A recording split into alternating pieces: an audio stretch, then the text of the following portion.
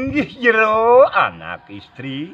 manut sekadi baos raraman titiang sanewa ulintang puniki mangendat tangkil ring sang resi mangdene mekadi titiang sidep parek tangkil mantuke ring ide yang resi sapunike pitunduh bapan titiang jero mangkin sedang bacik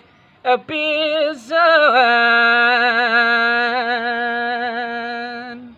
sane mangkin deng beci kepisan titiang sareng jerone matemu iriki sang resi ayene ratu ide sang resi punike wantah ajin jerone punike san ngawinang sedeng becik pisan jero ne pajang tangkilen titiang sane side pacang tangkilin titiang sekade mangkin rauh meriki jero suwe janin reng ide pasraman ide sane mangkin durusang suwican jerone menawi ring dije peselaman ide yang resi punike mangga titiang kuning jero wana sareng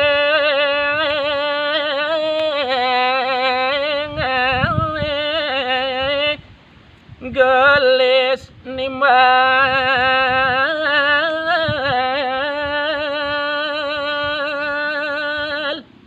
riwaune sapunike baosipun Wirotama ne mangkin digelis raris kesaurin oleh Niwanasari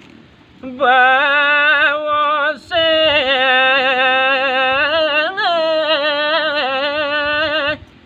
nyonyor manis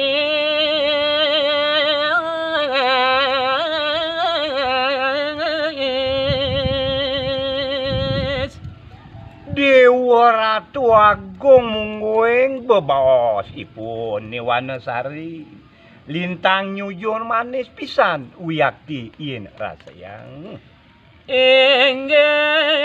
kebali Wirotama inggih beli Wirotama angan belini sapunike baosipun Niwanasari jalan apang pada alur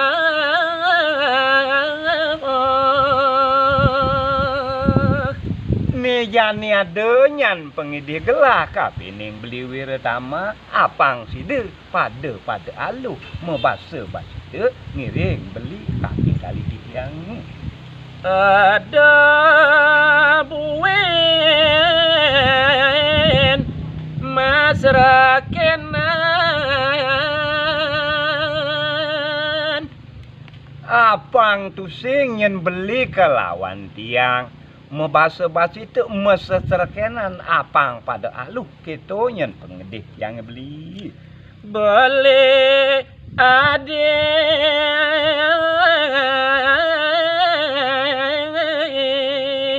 keto arep pereng titiang